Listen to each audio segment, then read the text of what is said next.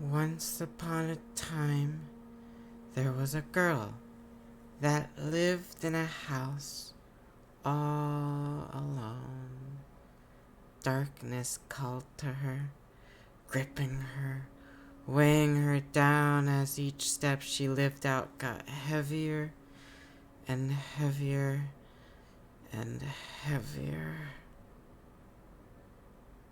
And then she found a book, and her life changed before her eyes.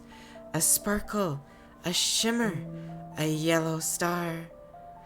A story that piqued her curiosity so far, that she could never turn back. No, nothing could reset this tale.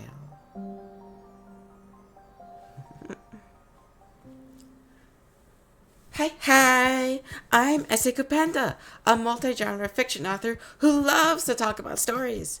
And today, we're going to talk about an Undertale fan animation that let's just say I'm about 9 months late to a literal masterpiece in animation.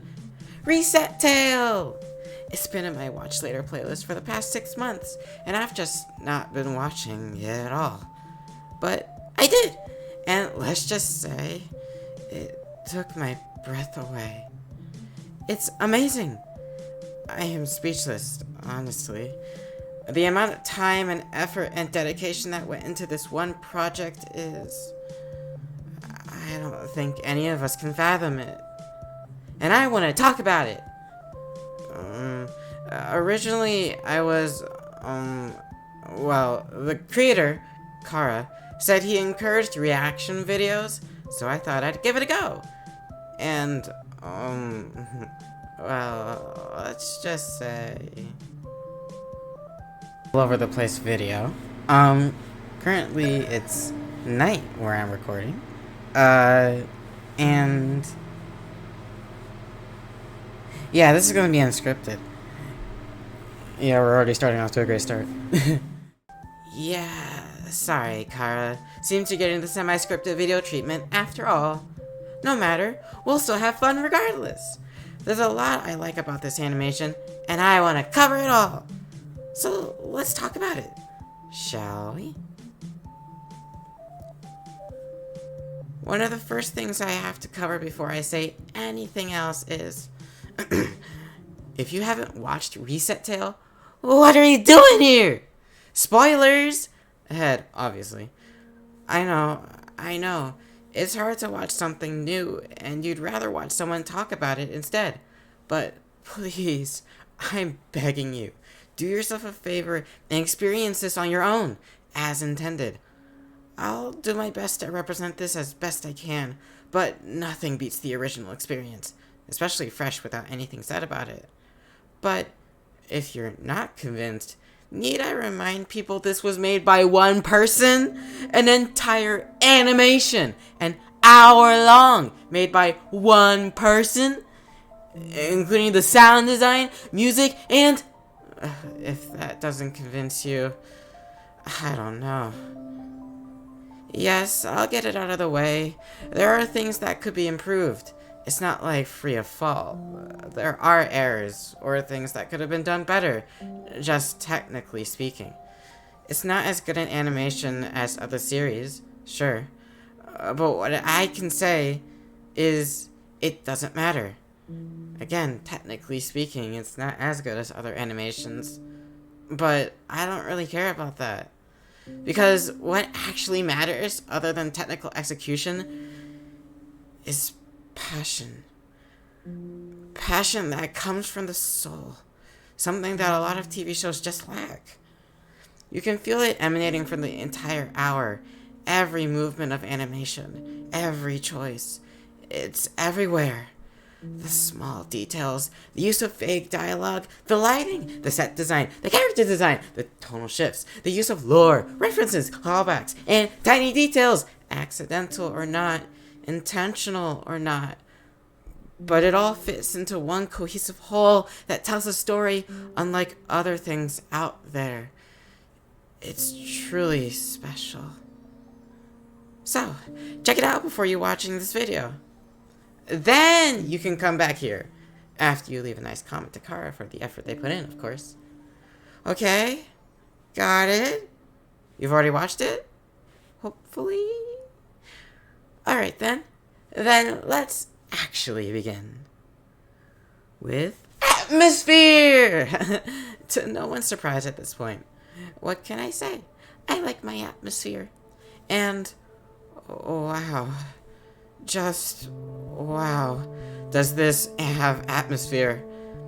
I think I found a term, subject to change, to describe this type of atmosphere I like so much. Savory atmosphere.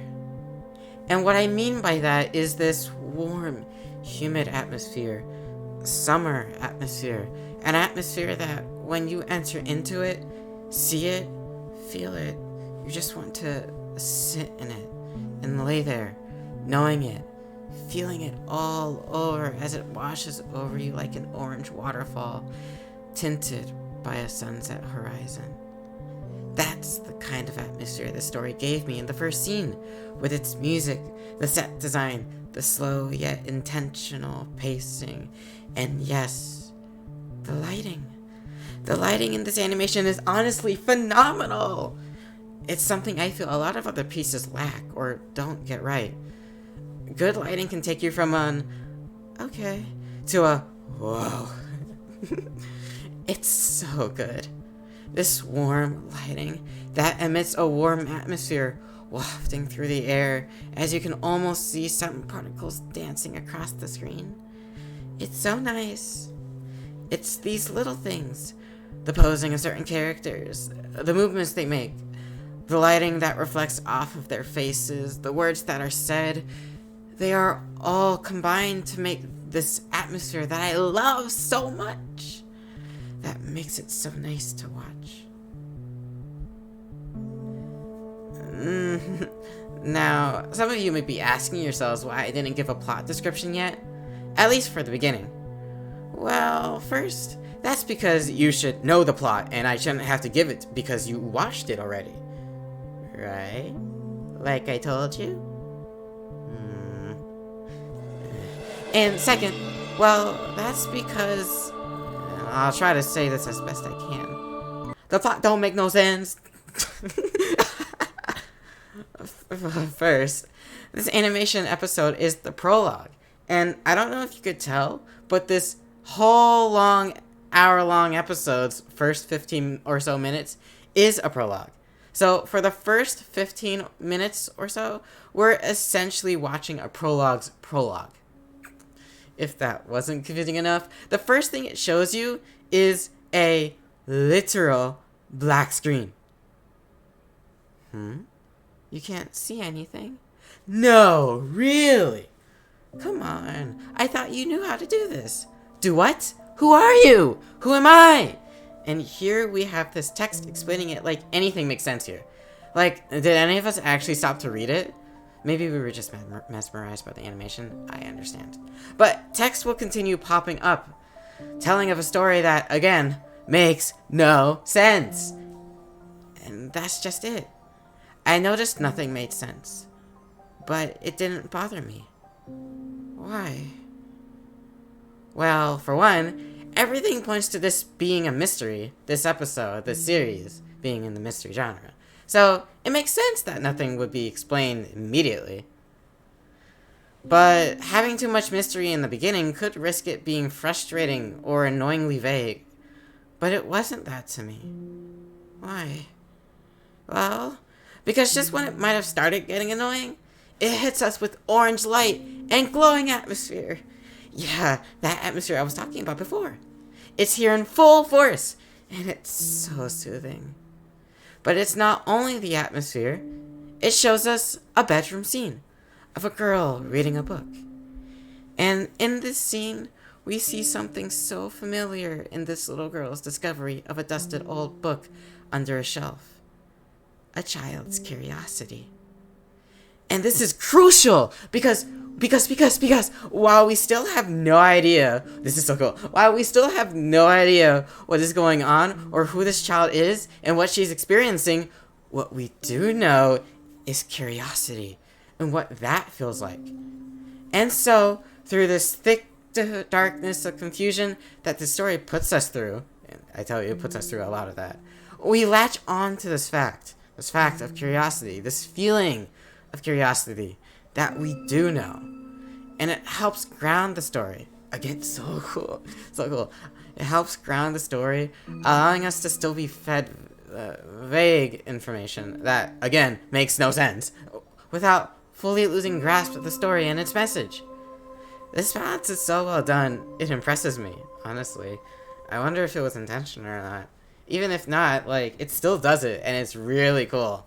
And honestly, I think you can learn a lot from just doing that, because if you really do want to do a mystery, just having those, like, points of connections that the reader can, like latch onto to ground themselves so that they're not so lost and confused through heavy exposition or the mystery or lore you're putting your characters through. You know, it's really cool. You know, and after giving us atmosphere, giving us a latch of which to hold on as we brace ourselves against a mystery too big for us to solve. And then it does the next best thing I think a story could ever do. Characters! Ah yes, the second best thing aside from straight atmosphere. Well, technically it already gave us a character. This child we're working with. So as to not just call her the child, I'll say her name now. What was it again? Sorry, hold on. Amelya. No, hold on. Amelya. I hope I'm saying that right. Amelya, aka the best character in this animation. Sit down, Karo Dreamer fans. We'll get to that later. Amelya is the child the story introduces to us first, and it doesn't immediately shove 16 characters down our throat, but what it does do, and fast, is, say it with me, character interactions! Character interactions are so good, and getting to them fast is really good. Now we have two characters, Amelya and a second mysterious friend she has. Yes, the conversation is vague. Again. But the story gives us something else to latch onto. A conversation between two friends. We may not know what they're talking about, but it's the feelings we do know. Fear, anticipation, love, stress, relaxing, anxiety, all above, etc. I'm watching it again, and I still don't really know what they're fully talking about, but the conversation is so cute, nonetheless. And it's so wholesome and nice and lovely and a lot of things. This is what character interactions do, and why I think it's really good to do it fast and early, even before explaining the setting and plot. Because, like, oh my, it really is cute. Because, you know, even if we do not know where we are in space, time, or exposition or setting, whatever, what we do know is what two characters talking to each other is like. Which is why dialogue is so interesting. I could go on for hours about this, but for the sake of time, let's move on. Hold on. No, because literally, who is she talking to there? Like, after we see the old man, but A, that would be a bit weird given the age difference, and B, he talks in a different voice. So, if it's not him, who? Her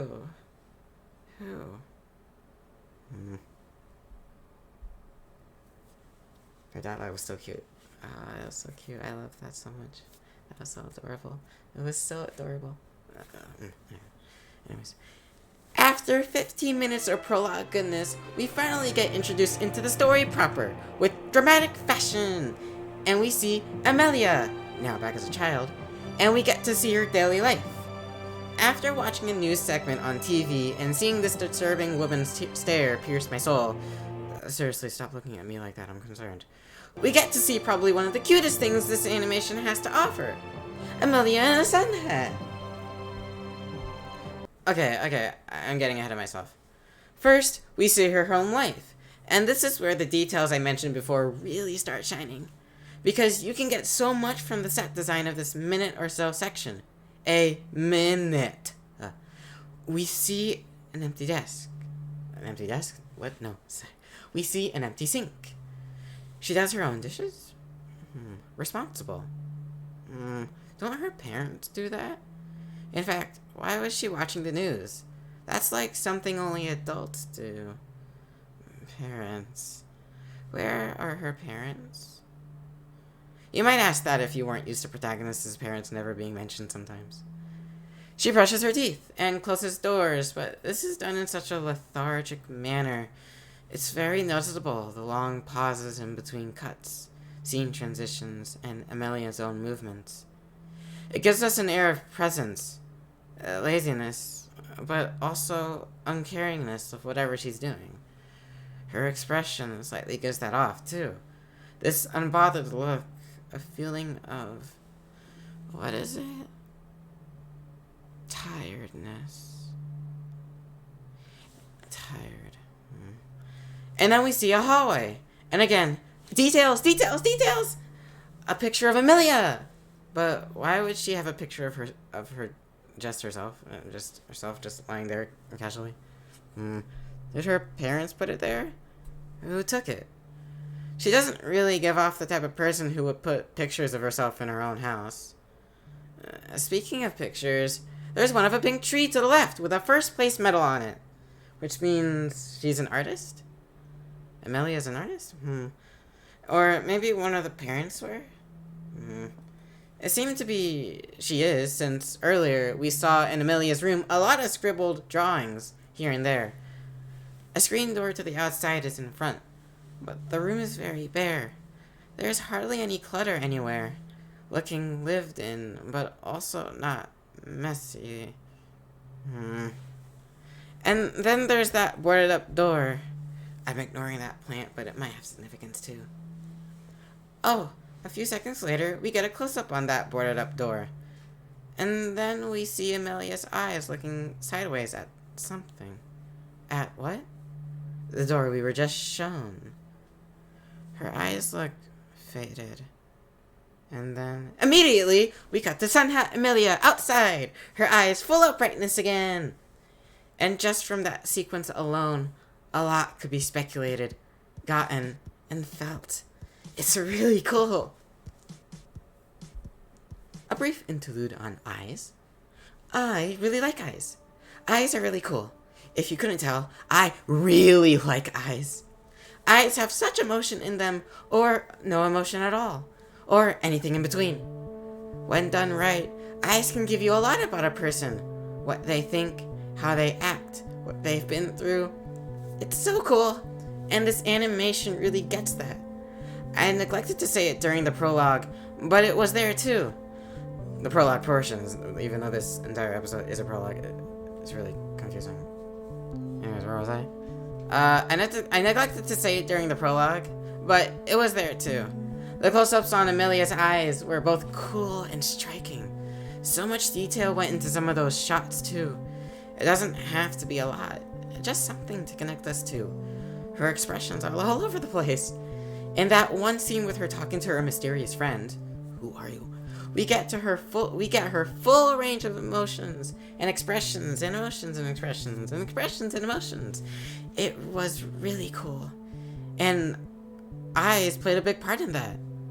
This animation also really likes smiles too, which is funny whenever it happens. Honestly, I should probably get this to smile more, because it's really nice. When Amelya smiles. I like it. Anyways, here, we also get really good use out of detailed eyes, because the look she gave the door tells us a lot about her feelings towards it, as well as her overall demeanor in general. It says a lot, and I think it's really cool that this animation places emphasis on this. This will not be the last time I mention it. Brief interlude over.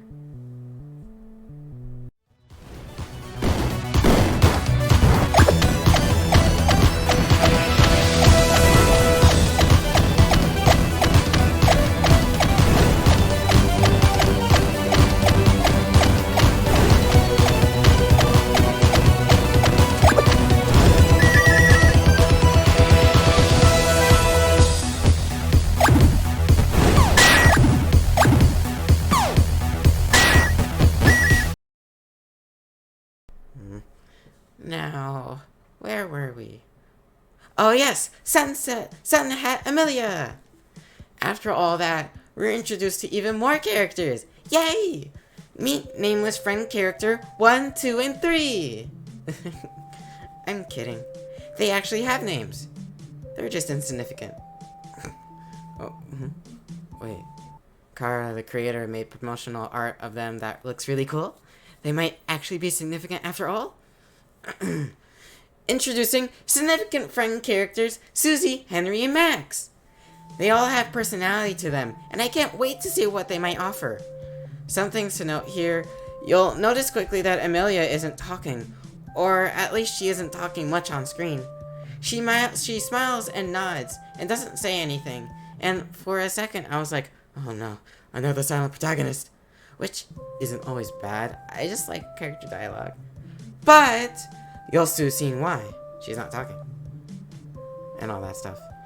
We also get another thing. Other than Max's worst pronunciation of Amelya's name known to mankind, we see that, whoa, her parents not being there is actually a plot point? She lives alone, and her friends are helping her search for her parents, which is putting a lot of mental strain on her, which might be why she's upset or not talking. But she seems cheerful enough. She should give up on them, bro. Maybe she should give up on you. Do you think lying to her would be, yeah, I officially dislike the small child. You can play video games all you want, but I'm on to you. Anyways, aside from the implications that Amelya is living alone and society is just cool with that, which is kind of nice. They're respecting her wishes, if so. Or maybe they just don't care. We get another stare from Amelya, which is really cool. But that's only an interpretation. We get back to reality really quickly, and oh, there's that sunset waterfall. Atmosphere! I like it so much. Despite Max's fraud friend allegations, her friends actually do support her, which is nice. And it seems Amelya is cheerful because of it. So everything is fine.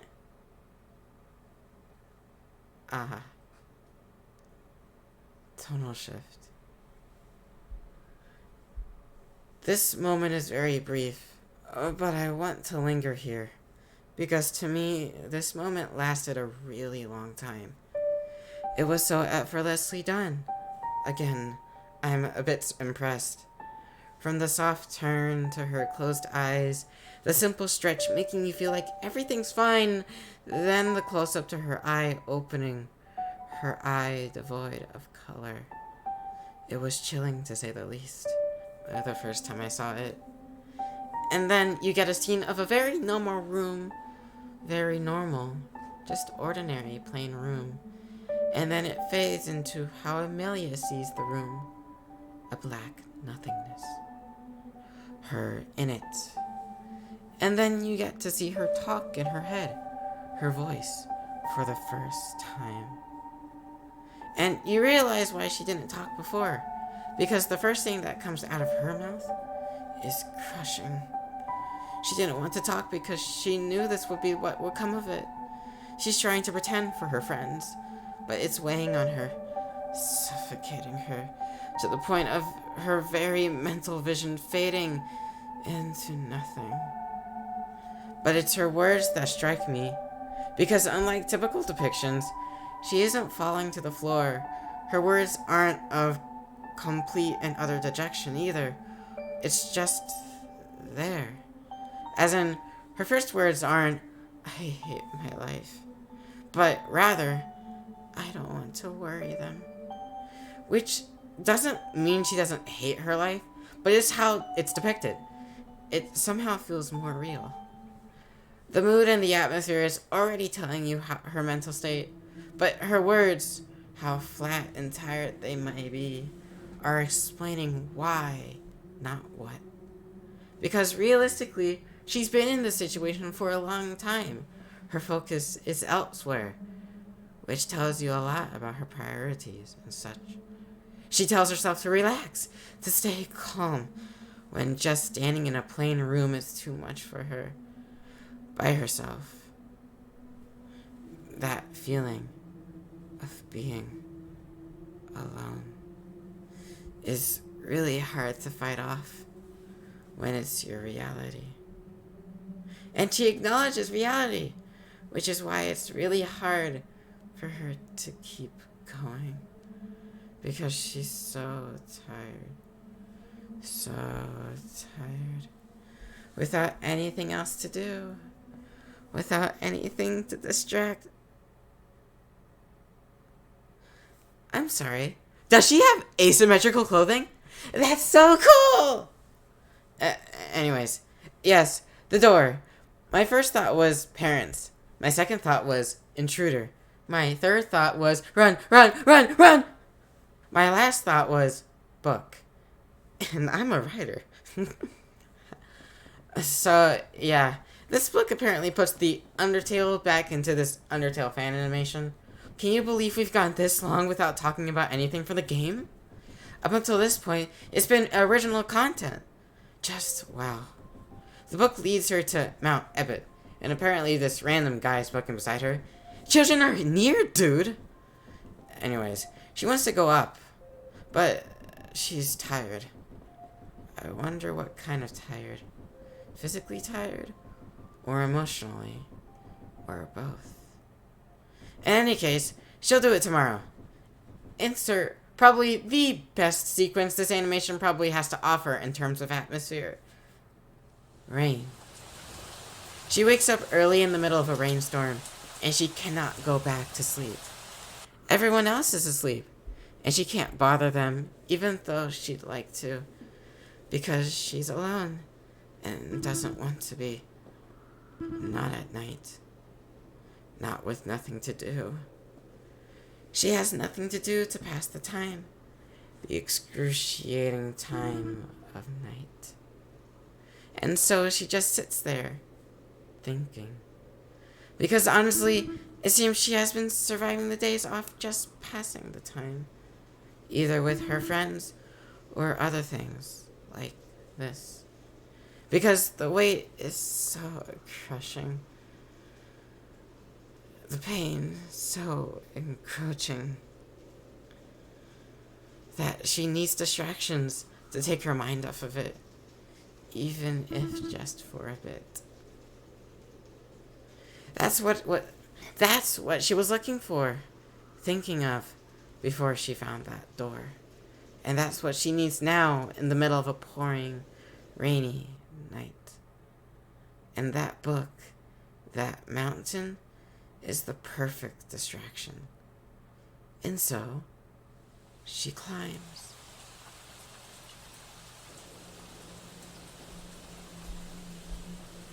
Need I say this again? The lighting has been phenomenal all throughout this, especially in that late night scene. And it stays true for the climb. The effects in general, whether it's the rain, the ripples of Amelya's coat, white glowing eyes from a tree, who even are you? Or just the sound design. The little details are also still there and help contribute to this atmosphere. One I want to point out is the Mount Ebott sign. The one that says, people disappear, as Amelya walks straight past it, seemingly unbothered by the rain, as she says, it's gonna be a long night. A long night for what? Is she simply seeking a distraction, or is she seeking a way to disappear? It's sad we have to cut and don't get the full climb, but honestly, I get it. The bit we do get is still so amazing, but it must have taken so long. And this is already such a long video as it is. Honestly, leaving it to our imaginations might be for the best here too. Still though, she's tired. And I can tell Chara is tired from animating this whole thing. But she did it. She made it. I like that it wasn't a straight shot. And that she got lost a couple times. Even though I'd like to have seen that. Future flashback, maybe, perhaps, possibly. Don't do any work, please. You've done enough. She peers down the hole, noting the absurdity of anyone surviving the fall. And, guys, we did it. We have a smart protagonist. She brought ropes. She didn't even think she needed them. But she was just that prepared. This is why Amelya is best character. Anyways, she's also not without understanding the danger. Because if the monsters are real, they could be hostile. And she mentions her curiosity as well as her mortality. And I like that we picked up on her curiosity at the start, but now it seems to be a fully defined character trait, which is again really good character work. Amelya, best character. Well, that's a solution, but I'm not up for that. Like, chilling. If she's saying what I think she's saying, that's a really good follow-up line. Like, wow.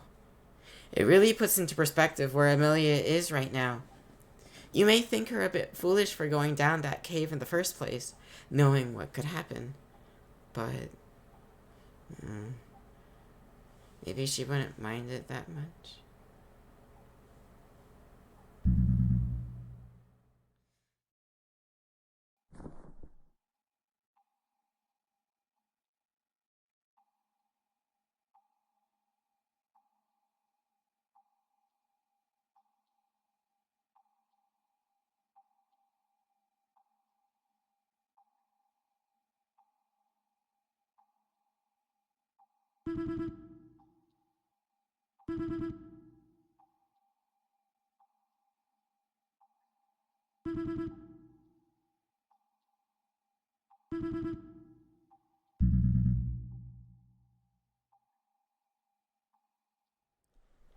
And this is where she meets the old man.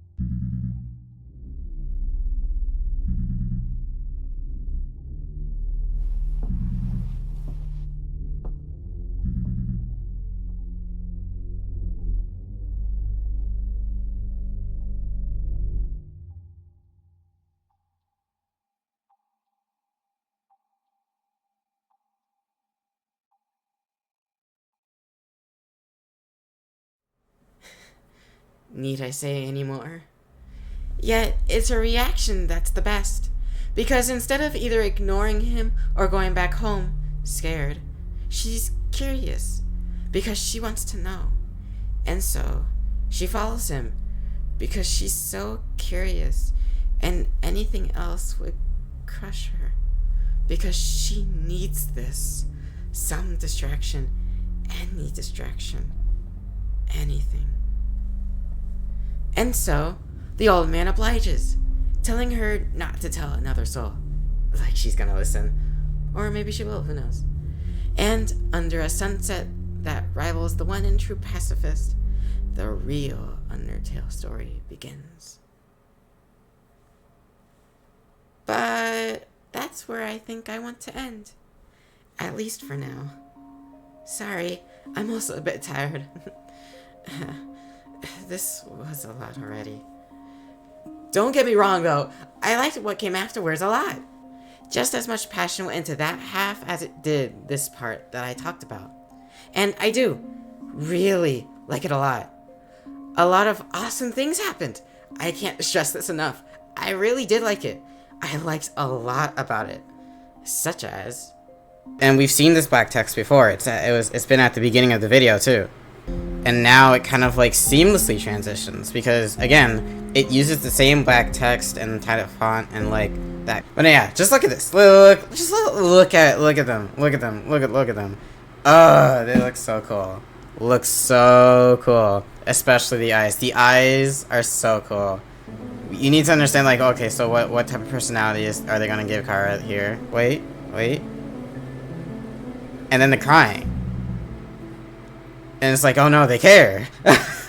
Color, like, dreamy-esque thing, and it looks so good. It looks so good. I always loved this.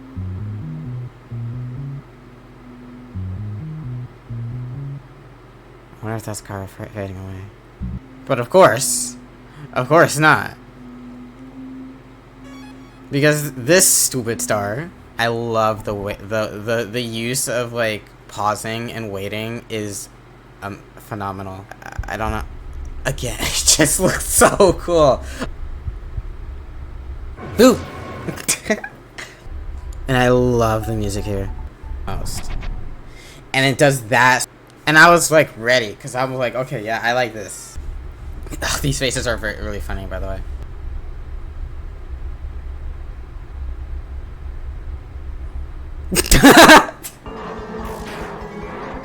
And I'm like, okay, wait, we're getting an actual fight scene. And I was like, oh my goodness, wait, hold on. You know how difficult it is to choreograph all that, and it's like, what is that? Why? That's strength of will. That's strength of will, and I love the inclusion of that as well. And I love this because the music plays at the same time, and you see this, and the animation's so good. And this, what is this? No, you can't. It's just, if I'm being honest, I like this first half more. Honestly, I would have been fine if everything that was told to Amelya was just a still slideshow, and the rest was more of Amelya grappling with what she'd been told. But again, I'm more than happy with what we got. And this, what is this? But, at least for my take, I don't want to focus on it. I think a lot of times when artists make art, anything original they do isn't appreciated as much as their fan work. That's a part of another popular thing. And I don't know if it happened here, that people appreciate more of the Undertale side of it rather than the Amelya journey and her friends side of it. But what I do know is that I appreciate the first half a lot more than the second one. Even if it isn't as technically impressive, because just as much passion went into that as it did the second half. Honestly, my thoughts go into where Amelya's story will go. Where will she meet the old Undertale characters? Will she go on her own journey? Will she also have her own fight scenes? Please say yes! She has such a cool design. It'd be so cool, please. Like, she has the jacket around the waist thing, which I don't think I mentioned before too, but it's so cool. But anything, I think, will be fine. Because Chara has shown he's more than passionate in all aspects of his story. My biggest what if is, what if this wasn't a fan work at all, but a complete story separate from Undertale altogether? Yeah, it'd be difficult to include the whole reset stuff, which is integral to the theme of the story. But still, I would be just as interested where Chara would take it, if it was completely original without any Undertale references whatsoever. But, in any case, that's all from me. I hope Chara takes his time with his story. There might be pressure to get the episodes out as quick as possible, and I know I want to see more, personally, but seriously, don't listen. The longer it takes, the better quality the product. It took me 8 years to publish a book, and people can wait another year for your animation. Whenever I think I'm done with the Undertale community, there's a new remix, or a new song, or a new game, or a new animation that always surprises me, and I'm sucked right back into it. I have to reset my expectations because they always keep getting surpassed. I can't wait to see what RESETALE and Amelya's journey will be. Thank you, Chara, for creating this. It was a lot of fun.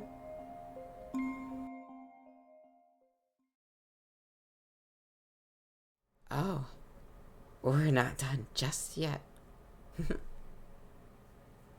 cared more about Amelya and what she was thinking, and her whole place in the story and stuff. And I'm more interested in this, honestly. But I liked everything, honestly, and what I saw. Uh, it's again the breadth of like animation that this does, like it is so good, and like we have and now it's like, oh yeah, we're going to split into this into like 5 acts and stuff, and it's really interesting about what's going to happen. So I'm intrigued.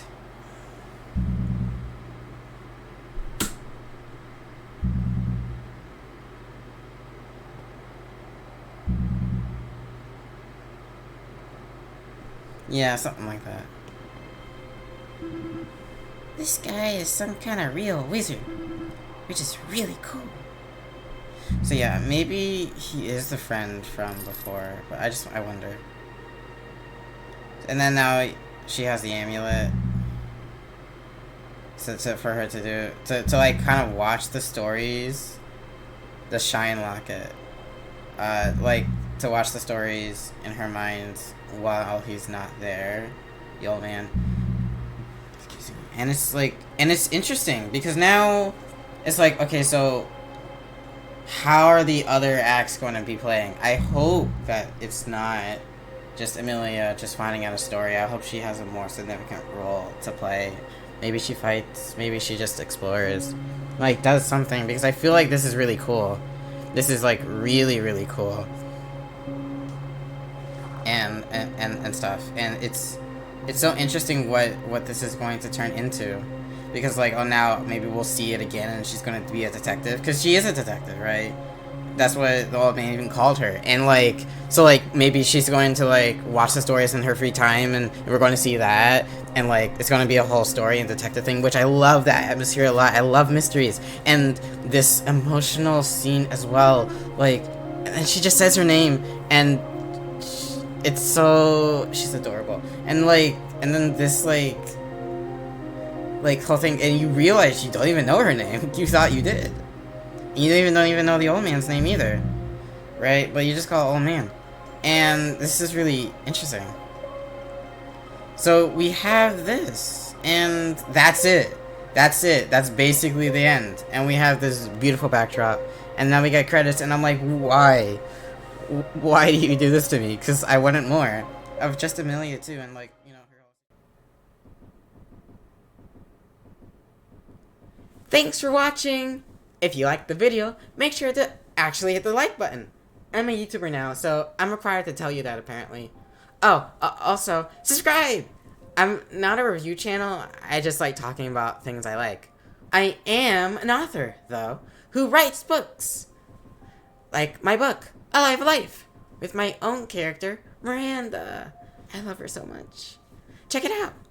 It may be a book, but I did my best to write it so it would be fun to read. Not boring like giant walls of text.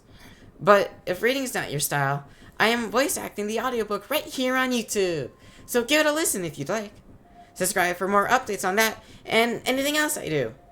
I also recently redid my Blue Sky, so follow that for updates as well as Tumblr. I'll try to post more on those things too.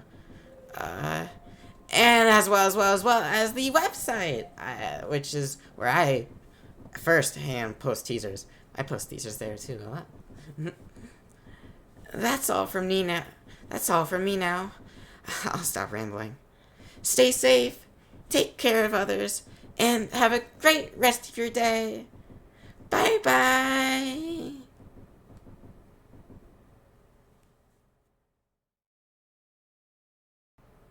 Alright, now that that's done with, it's time to go back to editing my other book. See you in another month.